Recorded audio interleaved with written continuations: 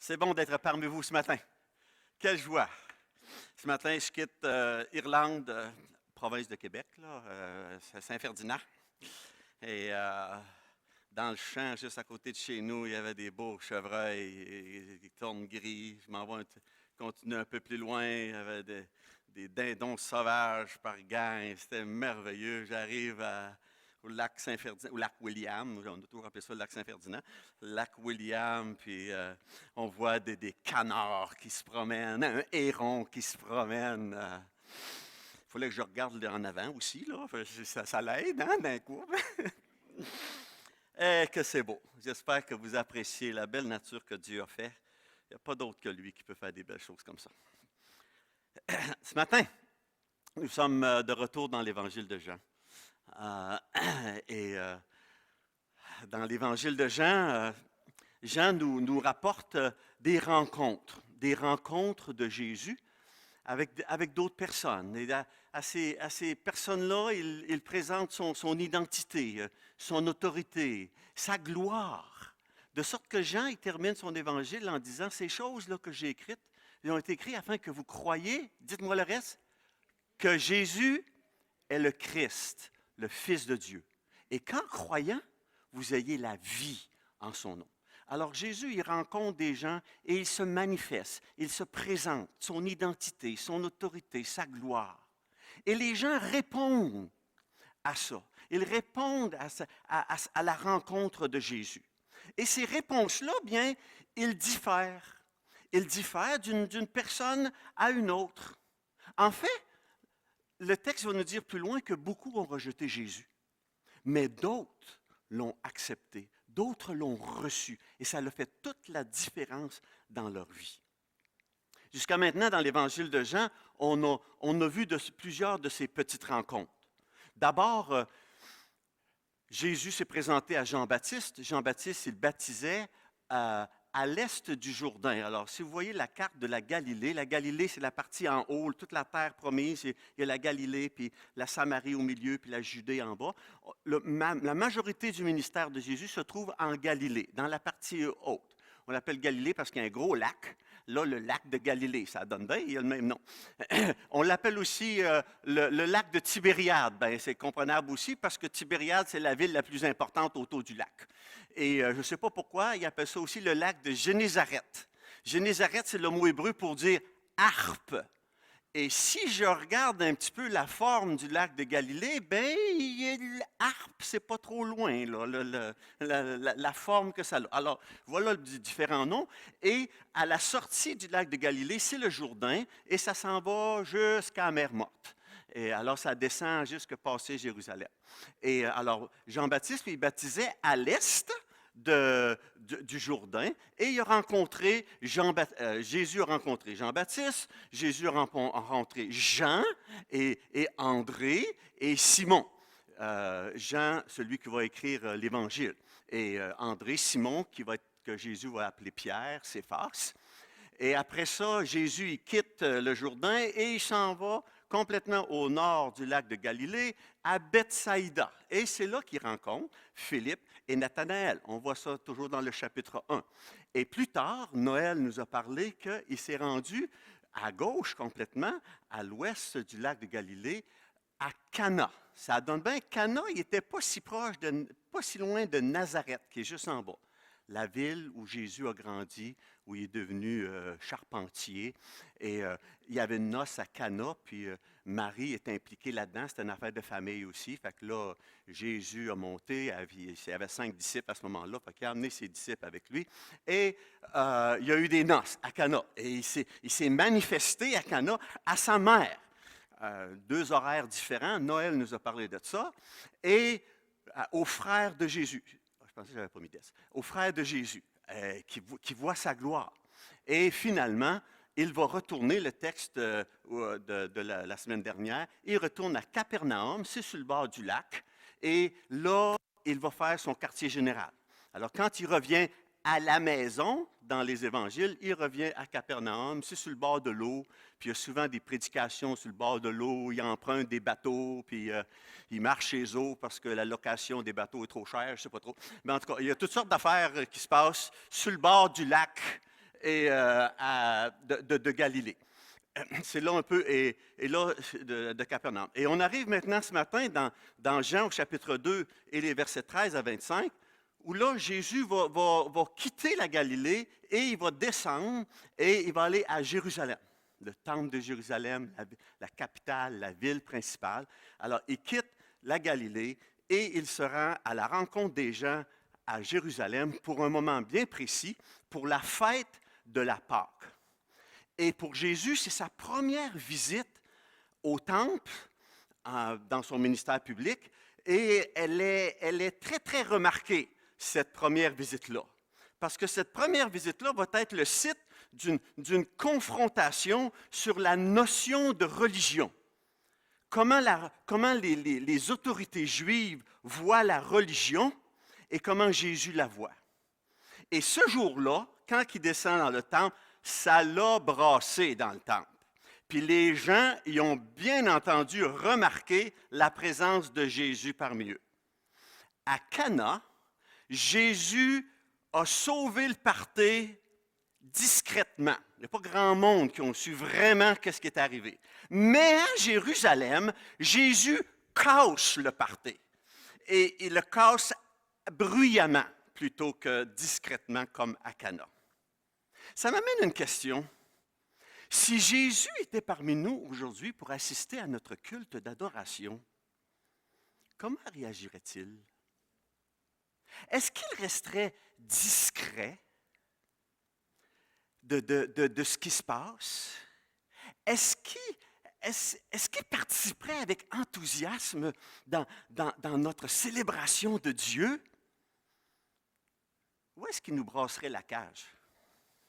Je ne sais pas. En fait, comment est-ce qu'on peut savoir si Jésus a vraiment passé parmi nous aujourd'hui? Il est là, présent spirituellement. Mais comment je sais qu'il a vraiment passé parmi nous aujourd'hui? Ce matin, j'aimerais qu'on comprenne à travers le texte que Dieu veut que nous comprenions, nous, ses enfants, que nous comprenions que son autorité sur nous, ça va plus loin que les apparences extérieures. Ça va plus profondément que notre vue ou nos sens naturels. Et dans cet épisode où Jésus va nettoyer l'air du temple, on va pouvoir évaluer différentes réactions de sa présence et de son autorité parmi son peuple. Prions d'abord. Ô Seigneur, encore une fois, on ouvre ta parole et c'est ta parole qui est agissante dans celui qui croit. Seigneur, ma prière, c'est que ta parole puisse avoir place dans nos cœurs ce matin, qu'elle puisse nous sonder comme on vient de chanter, qu'elle puisse sonder nos cœurs, qu'elle puisse nous diriger dans la voie de l'éternité. Alors Seigneur, pour ça, nous comptons sur toi et nous te prions au nom de Jésus. Amen. Notre texte, Jean chapitre 2 et les versets 13 à 25. La Pâque des Juifs était proche et Jésus monta à Jérusalem. Il trouva dans le temple les vendeurs de bœufs, de brebis et de pigeons et les changeurs assis. Ayant fait un fouet avec des cordes, il les chassa tous du temple, ainsi que les brebis et les bœufs. Il dispersa la monnaie des changeurs et renversa les tables, et il dit aux vendeurs de pigeons, « ôtez ça d'ici. Ne faites pas de la maison de mon Père une maison de trafic. » Ses disciples se souvinrent qu'il est écrit, « Le zèle de ta maison me dévore. » Les Juifs, prenant la parole, lui dirent, « Quel miracle nous montres-tu pour agir de la sorte? » Jésus leur répondit, « Détruisez ce temple, et en 3 jours je le relèverai. » Les Juifs lui dirent, « Il a fallu 46 ans pour bâtir ce temple, et toi, en 3 jours tu le relèveras. » Mais il parlait du temple de son corps. C'est pourquoi, lorsqu'il fut ressuscité des morts, ses disciples se souvinrent qu'il avait dit cela et ils crurent à l'Évangile et à la parole que Jésus avait dite. Pendant que Jésus était à Jérusalem à la fête de Pâques, plusieurs crurent en son nom, voyant les miracles qu'il faisait.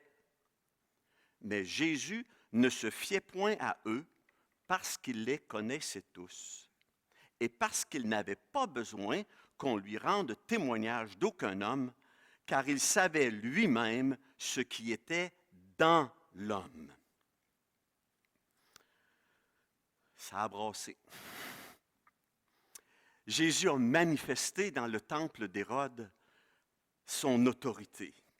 C'est sa première visite, en réalité, de Jésus au temple de Jérusalem, et c'est au tout début de son ministère public. Les autres évangiles vont rapporter une autre visite de Jésus à la fin de son ministère public. C'est drôle parce que ici, ça dit maison de trafic. Dans la fin, Jésus a changé de mot, puis il a dit une gang, une caverne de voleurs. Ça a rempiré dans les mots qu'ils ont employés. Mais c'est sa première visite et il appelle ici l'organisation du temple à la repentance parce que l'organisation a transformé l'esplanade du temple en marché public. Les organisateurs ont changé l'essentiel pour l'accessoire. Voilà le temple d'Hérode tel que reproduit.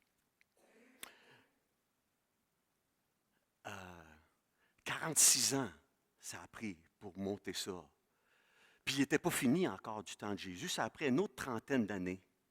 Puis malheureusement, à l'an 70, Tite, le gouverneur romain, il a tout sacré à terre. Ça a été détruit.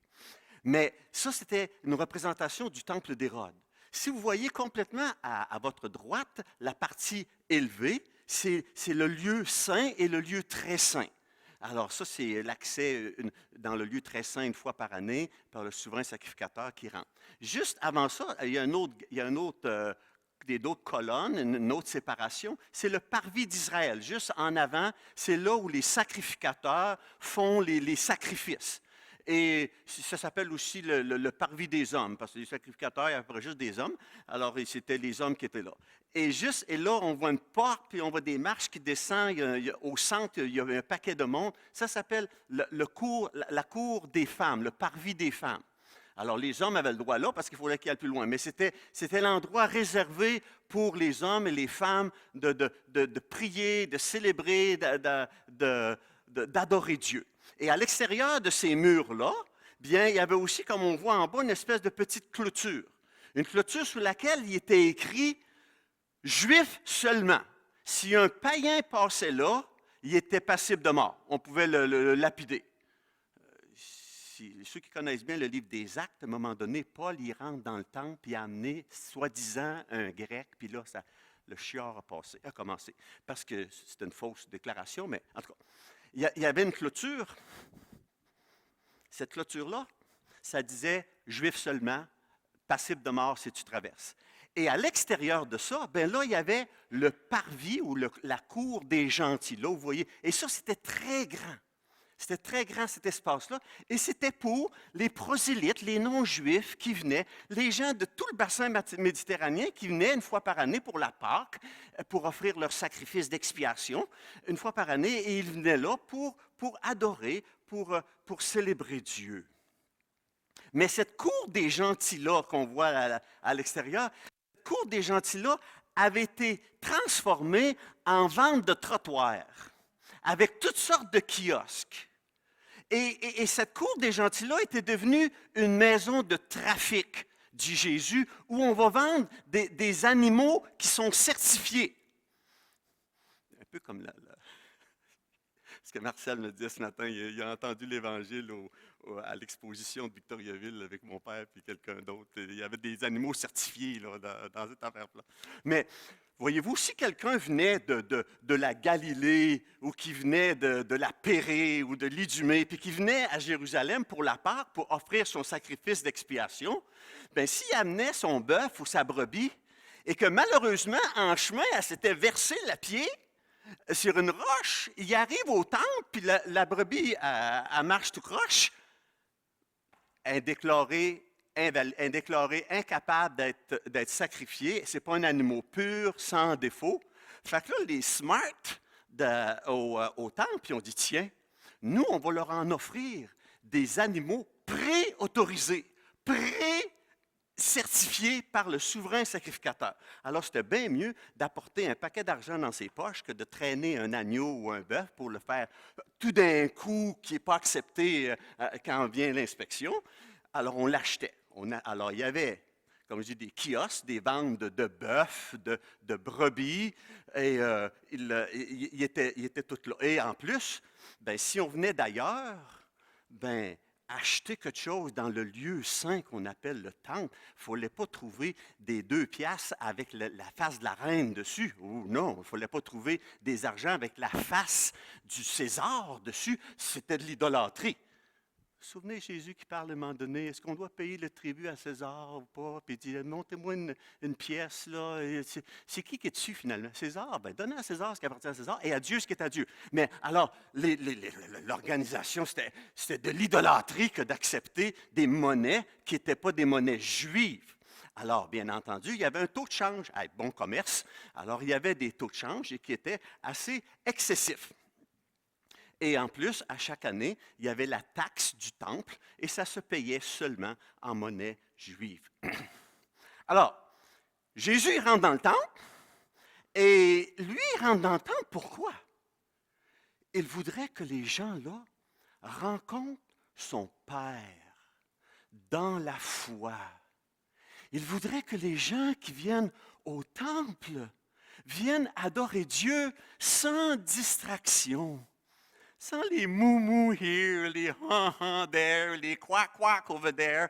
Il voudrait que les gens, ils n'arrivent pas dans la ferme de Mathurin, ils arrivent au temple pour adorer Dieu. Dans un endroit où il s'est réservé pour la cour des gentils, pour que tout le monde, toutes les nations, que ce soit une maison de prière pour toutes les nations, c'est ce que Jésus voudrait trouver dans le temple. Mais il ne trouve pas ça. Il ne trouve pas ça. Il trouve plutôt que c'est un endroit où on cherche les grandes opportunités commerciales. En fait, je me demande si ça a changé beaucoup aujourd'hui. Si vous allez dans les beaux endroits de pèlerinage, des grands sanctuaires de ce monde, vous allez trouver aussi des gling, gling, gling, à vendre. Ça n'a pas vraiment changé depuis le 1er siècle. Mais Jésus, il rentre et il voudrait trouver des gens qui sont en prière, qui veulent adorer Dieu. Parce que pour Jésus, la relation doit toujours précéder le rite religieux. Il n'y a rien contre le rite, mais la relation, autant pour nous que pour ce que Jésus s'attendait dans le temple, la relation doit toujours précéder le rite religieux. Et pour Jésus, il est passionné de maintenir la sainteté dans la maison du Père. Le zèle de ta maison me dévore, il dit. Et il cite l'Ancien Testament. Ma passion pour ta maison, ça me consume pour Jésus. C'est important. C'est essentiel. La relation précède le rite. Question encore ce matin. Avec quelle attitude sommes-nous venus aujourd'hui pour le culte? Est-ce que nous sommes venus pour voir des gens? Moi, ça fait plusieurs jours que je ne vois pas personne. Mon épouse est partie en Saskatchewan voir ses sœurs, puis notre fils en Colombie-Britannique, puis elle est partie pour 3 semaines. Fait que je m'ennuie tout seul. En tout cas, on se parle. Mais j'ai hâte de voir des gens. Mais est-ce que l'Église, est-ce que c'est juste ça, je vais voir des gens, puis moi qui est extériorisant, puis social, ben là, je vais quitter, puis là, je suis content, j'ai rencontré Marcel aujourd'hui, j'ai appris des choses. Je suis donc content. Est-ce que c'est pour ça que je suis venu? Ou il y avait plus que ça? Avec quelle attitude est-ce que je suis venu pour le culte d'adoration? Bien, pour Jésus, un cœur bien disposé, c'est préférable à la socialisation, arriver avec les mains pleines. Alors Jésus, quand il voit ça, il manifeste son autorité. Certains diront, il pique une sainte colère. Vous avez déjà entendu ça, Jésus, il a piqué une sainte colère. Je ne suis pas sûr de ça, moi. Je ne suis pas sûr que Jésus a pété ses plombs, puis que là, il a sacré, là, frappé des gens, puis le texte, il ne dit pas tout à fait ça. Il a fait un fouet avec des cordes. Alors, oui, j'imagine qu'il a fait des cordes, puis il a fait un fouet, là, mais le fouet était beaucoup plus un symbole de son autorité qu'un instrument pour blesser les gens. D'ailleurs, avez-vous remarqué que ce n'est pas écrit qu'il a blessé personne? Il n'a pas blessé personne. Il a mis son sceau d'autorité, il a chassé les gens. Il n'a pas dit que ça pas dit que c'est fait. Il a viré des tables, il a détaché peut-être des bœufs. Est-ce qu'il a fait ça? Est-ce qu'il a fait ça sur toute la cour des gentils? Je m'imagine. Mais il a fait du ménage. Il a manifesté son bâton, si je peux dire, d'autorité. Et j'aime ça parce que il y a aussi, dans le texte, il spécifie les vendeurs de pigeons. Il y avait des vendeurs de pigeons parce que ceux qui n'avaient pas d'argent pour s'acheter une brebis ou un bœuf pour l'offrande, bien, ils pouvaient sacrifier des pigeons. Ça coûtait bien moins cher. Et les pigeons, savez-vous qu'est-ce que Jésus fait? Est-ce qu'il rouvre comme dans les films, il rouvre les cages, les pigeons s'en vont? Non! Il leur dit, ôtez ça d'ici. Il dit, ramassez vos affaires puis sortez. Il est gentil, en fait. Peut-être que je lis trop dans le texte, mais c'est ça que ça dit pourtant. Ça dit, ayant fait un fouet avec des cordes, il les chassa tous du temple, ainsi que les brebis et les bœufs. Il dispersa la monnaie des changeurs, renversa le table. Point virgule. Et il dit aux vendeurs de pigeons, ôtez cela d'ici. Ramassez-vous. Sortez avec vos affaires. Alors, il n'y a pas de... Il manifeste son autorité plutôt que faire souffrir tout le monde, là. Parce que la maison, le temple, c'est la maison du Père. Et en fait, ce que Jésus est en train de faire, il est en train d'accomplir une prophétie de l'Écriture, de Malachie, le dernier livre de l'Ancien Testament, le livre auquel les Juifs étaient très attachés. Es-tu l'Élie qui doit venir? Ça venait de Malachie, ça. Et regardez maintenant ce qui était écrit aussi dans Malachie, au chapitre 3. « Voici, j'enverrai mon messager, il préparera le chemin devant moi. » Qui a préparé le chemin devant le Seigneur? Jean-Baptiste. Et soudain, entrera dans son temple le Seigneur que vous cherchez. Et soudain, Jésus y rentre dans son temple. Et le messager de l'alliance que vous désirez, voici, il vient, dit l'Éternel des armées. Qui pourra soutenir le jour de sa venue? Qui restera debout quand il paraîtra? Car il sera comme le feu du fondeur, comme la potasse des foulons. Il s'assiera, fondra et purifiera l'argent. Il purifiera les fils de Lévi. Il purifiera les sacrificateurs. Il les épurera comme on épure l'or et l'argent. Et ils présenteront à l'Éternel des offrandes avec justice. Il est venu faire du ménage. Il est venu faire du ménage parmi les sacrificateurs pour que finalement les sacrificateurs offrent à l'Éternel des offrandes avec justice. Verset 4. Alors l'offrande de Juda et de Jérusalem sera agréable à l'Éternel. Jésus a manifesté son autorité en chassant les vendeurs du temple. Il a manifesté son identité en disant, voici, je suis l'accomplissement de Malachie chapitre 3, les 3 premiers versets. Et je m'en viens pour purifier le temple, pour que les sacrifices qui viennent vers Dieu, des sacrifices de louange, des sacrifices d'adoration, des prières soient acceptables aux yeux de Dieu. Il manifeste son autorité. il se présente dans le temple, parmi les sacrificateurs, parmi les responsables juifs. Il se présente comme le Messie. Vous ne faites pas de la maison de mon Père. Mon Père? Naissance douteuse? Non, non, non. Mon Père. Ça, c'est la maison de Dieu. Et ça, c'est mon Père. Parce que je suis le Fils de Dieu. Et je viens accomplir la parole de Dieu. Alors, les Juifs, bien entendu, ils n'ont pas tous sorti. Ils ont vu que ça brassait dans le temple. Fait qu'ils prennent la parole et ils disent quel miracle est-ce que tu nous montres d'abord pour agir de la sorte? Miracle. Dans l'Évangile de Jean, séméion, c'est un signe. Noël nous a partagé ça avec Cana. Il a manifesté sa gloire par un signe. Les miracles sont des signes et ils vont plus loin. Ils attestent quelque chose de plus en arrière. Quel signe tu donnes qui va attester que tu es vraiment le Fils de Dieu? Oups. Et Jésus dit, là, dans le temple, dans la cour des gentils, détruisez ce temple, puis en 3 jours, je vais le relever. C'est assez énigmatique. Je m'imagine que je comprends bien ce que les Juifs ont dit. « Hey, c'est qui toi? Hein? Hey, ça fait 46 ans qu'on essaye de bâtir ça, puis c'est pas fini encore. Puis toi, tu penses qu'en 3 jours, tu vas défaire ça, puis tu vas le remonter? » Ils ne comprenaient pas. En fait, les disciples non plus ne comprenaient pas. Hein? C'est clarifié tout de suite après. Il dit, c'est pourquoi, lorsqu'il fut ressuscité des morts, ses disciples se souvinrent qu'il avait dit ça. Ils n'avaient pas compris non plus la première journée là, quand Jésus l'a dit.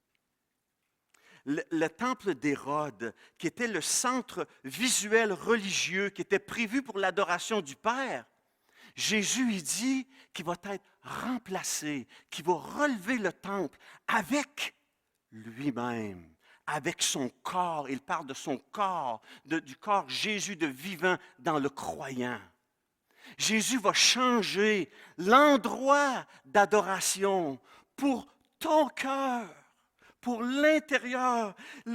Détruisez ce temple. Jésus il a été crucifié à la croix et c'est à la croix plutôt qu'au temple d'Hérode qu'on va trouver le sacrifice ultime, le sacrifice que la capacité d'enlever les péchés, pas juste découvrir. À la croix est le sacrifice ultime de Jésus pour mes péchés et pour les vôtres. Détruisez ce temple, Jésus dit. Je comprends que les gens n'ont pas compris, mais pour Jésus, c'était très clair. Le temple va changer de place. C'est à la croix maintenant que les gens rencontrent Dieu. Et c'est dans leur cœur qu'ils puissent trouver un lieu d'adoration, un endroit pour s'élever vers Dieu. Jésus va dire à la Samaritaine dans le chapitre 4, Dieu est esprit. Et il va dire à la Samaritaine, c'est pas sur la montagne de Samarie, c'est pas à Jérusalem maintenant que Dieu va accepter l'adoration. Mais il nous a dit, Dieu est esprit, puis il faut que ceux qui l'adorent en esprit et en vérité. Dieu ne cherche pas des adorateurs ni à Jérusalem, ni en Samarie, mais il recherche des adorateurs de cœur, en esprit et en vérité. Et les chefs religieux du temple, ils étaient trop attachés au temple, au matériel, à la vue, au sens, pour réaliser ça. Même Étienne, Acte chapitre 7, quand il va être accusé, il va être mis à part, il dit, il parle contre le temple. Et Étienne va dire, regardez l'histoire de l'Ancien Testament. Regardez même David qui voulait construire un temple, Salomon qui construit le temple, puis quand il construit le temple, Dieu lui dit, le Très-Haut n'habite pas dans ce qui est fait de main d'homme. Ben, lui aussi, ça lui a coûté la tête, Étienne. Le Très-Haut n'habite pas dans des temples faits de main d'homme. Détruisez ce corps, il dit, ce temple, puis je vais le rebâtir, parce que dans l'avenir, votre cœur, votre âme va être le temple du Saint-Esprit de Dieu. Et bien entendu, comme j'ai dit, le signe est incompris des religieux juifs, puis il n'est pas plus compris tout de suite par les disciples, ils vont comprendre plus tard. Et j'aime ça parce qu'ils comprennent plus tard et après, ça les fait grandir dans la foi. Ils se souvinrent qu'il avait dit cela et ils crurent. Ah, tiens, ils ne croyaient pas avant? Mais oui, ils croyaient avant. Mais ils crurent davantage. Ils crurent davantage à la parole, à l'écriture et à la parole que Jésus avait dite. Comment réagissons-nous à l'autorité de Jésus? Quelle était la réaction des gens quand Jésus s'est manifesté dans son autorité, dans son identité? Bien, on réagit de deux manières. Verset 23, ils ont dit, pendant que Jésus était à Jérusalem, à la fête, il s'est fait beaucoup de miracles. Puis il y a des gens, plusieurs crurent en son nom en voyant les miracles qu'il faisait. Deux types de foi. Il y a des gens que la foi était basée uniquement sur la vue. Voyez-vous, les signes visuels, j'allais même dire religieux, attirent facilement des foules. Mais les signes visuels ne sont pas la garantie d'une vraie foi. Et plusieurs, dans cette première visite au temple de Jésus à Jérusalem, plusieurs n'ont pas progressé au-delà de la vue. Ils n'ont pas progressé dans leur foi au-delà de leur sens naturel, au-delà du charisme que Jésus pouvait avoir. Leur foi, leur vie est demeurée inchangée, indépendante de Dieu. Jésus va dire plus tard à Thomas, « Heureux ceux qui n'ont pas vu, mais qui ont cru. » Et Jésus, il nous est dit dans le texte, bien, il va voir au-delà des apparences. Jésus ne se fiait point à eux parce qu'il les connaissait tous. Il savait lui-même ce qui était dans le cœur de l'homme, dans le centre de l'homme. Jésus voit le cœur de l'homme. Il voit si la foi va plus loin que la vue, si la foi va plus profondément que les sens, si la foi transforme la vie de la personne. Alors, d'un côté, il y a des foi qui sont inadéquates. Et de l'autre côté, il y a des foi qui progressent. Et c'est ce que Jésus s'attend de nous. Il s'attend à une foi qui progresse comme celle qu'on a vue des disciples qui ont compris après puis qui ont cru. Une foi qui est basée qui est seulement basée sur les sens. Pendant que Jésus était là, il pouvait voir des miracles. Ils ont vu voir les vendeurs chasser du temple, puis ils ont dû dire, « Hey boy! » Ils sont retournés à la maison, puis ils ont dit, « Hey, Jésus, il l'avait, je te dis, il a sacré les démons dehors. » Puis les gens y ont parlé, puis il a parlé. Hey, qui avait le courage, cet homme-là, de parler à ces chefs religieux-là. Et puis, pendant qu'on était à part, on a vu des miracles, on a vu des aveugles qui vivaient. Hey, c'est quelque chose, qu'est-ce qu'il a fait? Plus tard, il y a des gens qui vont dire, « Hey, il a multiplié les pains, il a guéri des aveugles. » Mais il y en a que, quand Jésus a dit, bien, suis-moi, là, ça ne marchait plus. Ça ne marchait plus. C'était une foi qui était basée sur la vue. C'était une foi qui était basée sur les sens. Mais ce que Jésus s'attend, c'est pas qu'on arrête les sens, on arrête la vue. Mais cette vue-là doit nous progresser jusqu'à ce qu'on reconnaisse, mais c'est qui fait ces œuvres-là? Mais c'est Jésus. Et c'est Jésus, c'est le Fils de Dieu.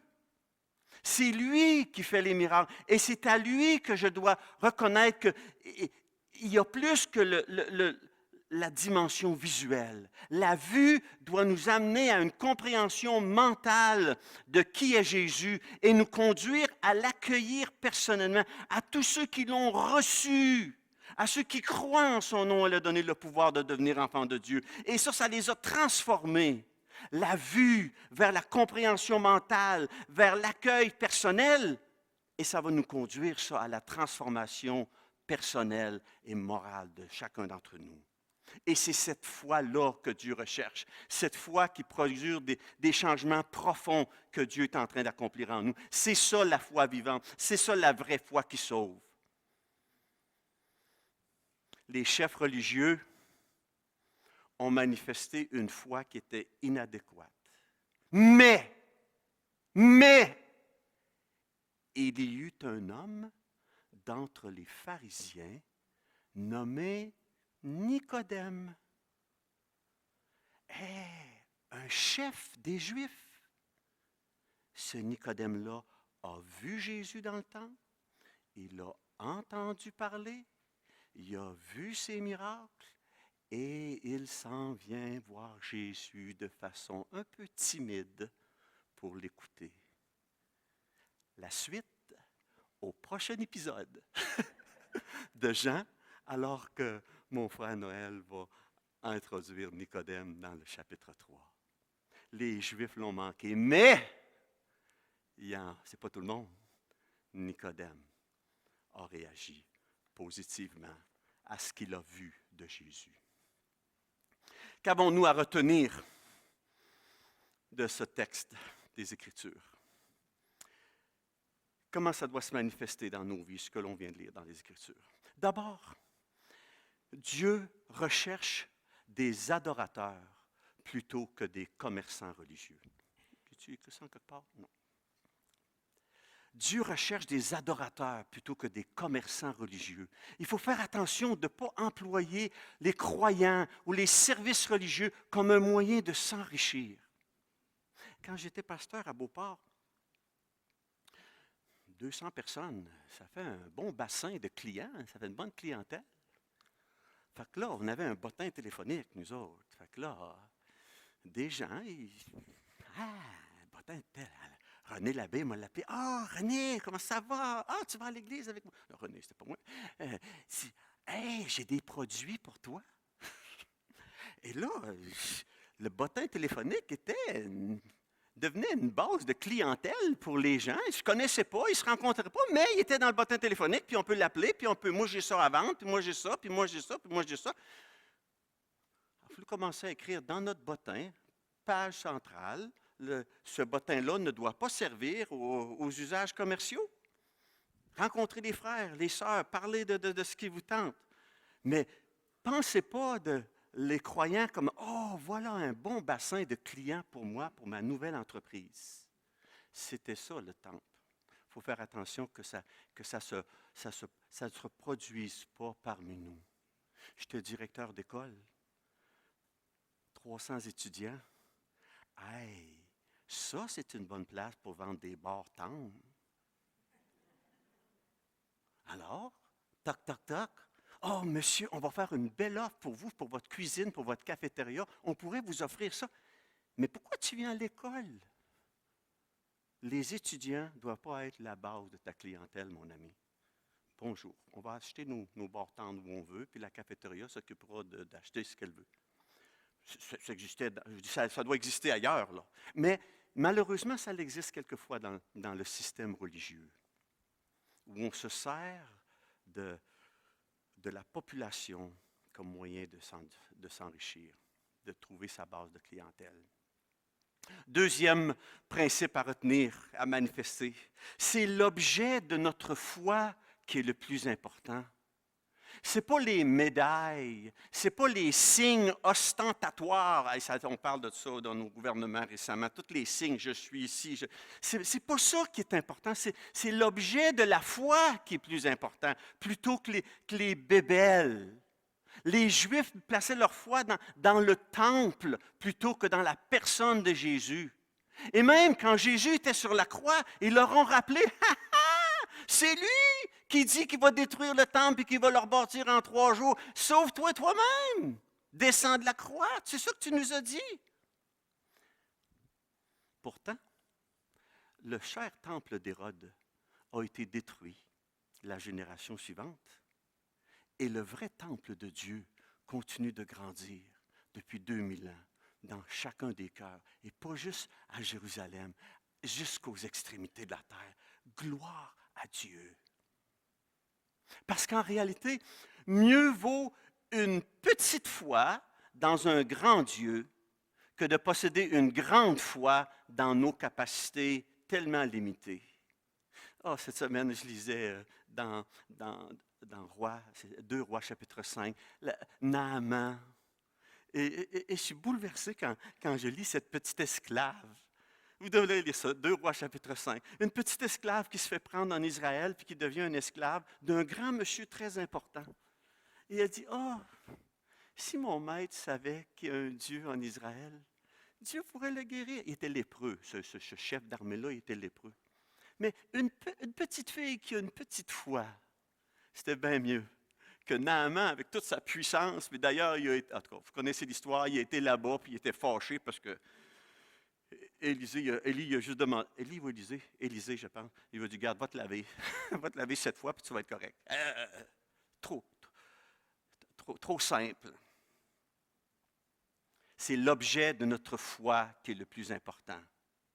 Et puis les gens d'aujourd'hui ont encore tendance à substituer la vue au caractère comme étant une évidence de leur relation avec Dieu. Oh, moi j'ai été guéri, moi j'ai tel charisme, moi je parle en langue, moi j'ai une prospérité financière, c'est parce que je suis un bon chrétien. Attention à ça. Même dans nos leaders religieux, quelquefois, on pourrait dire, « Hey, notre Église est en pleine santé spirituelle. Regarde, nos finances vont bien.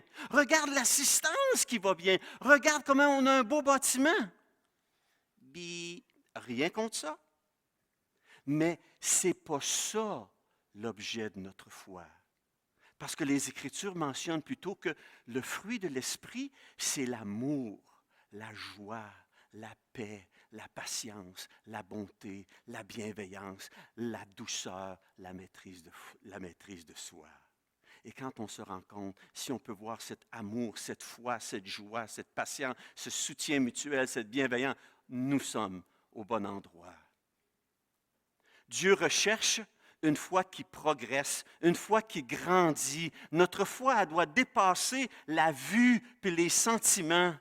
Notre foi doit être appuyée sur la parole de Dieu et sur la personne de Jésus, parce que l'homme regarde à ce qui frappe les yeux, mais l'Éternel regarde au cœur. Et la foi ne doit jamais être stagnante, soit que notre foi progresse, soit que notre foi régresse. Et Dieu nous appelle à une foi qui grandit, qui progresse. Je vous ai posé la question au tout début, comment est-ce que je pourrais savoir si Jésus a passé par ici aujourd'hui? J'aimerais vous dire, si vous voulez savoir si Jésus a passé dans notre culte aujourd'hui, regardez pas si on est très excité, si René Lamé met ses mains dans les airs et qui chante, ou si le prédicateur était « wow ». Mais regarde plutôt à l'intérieur de toi. Regarde dans ton cœur, est-ce que tu reconnais l'autorité de Jésus sur ta vie? Est-ce que dans la présence de Dieu, en présence du peuple de Dieu, en présence de sa parole, tu désires le voir effectuer des changements, des transformations profondes en toi? Et si c'est le cas, sache que Dieu regarde dans ton cœur. Sache que Dieu a passé par ici aujourd'hui et qu'il va t'aider à progresser dans sa foi. Ne cherchons pas une foule assoiffée, puis des beaux miracles, puis du glamour partout. Mais recherchons plutôt une communauté de prière, une communauté d'adoration en esprit et en vérité. Parce que voyez-vous, Jésus, il voit au-delà des apparences. Il voit dans le cœur. Prions. Et ici, les frères peuvent venir pour le chant. Prions. Sonde-moi, ô Dieu.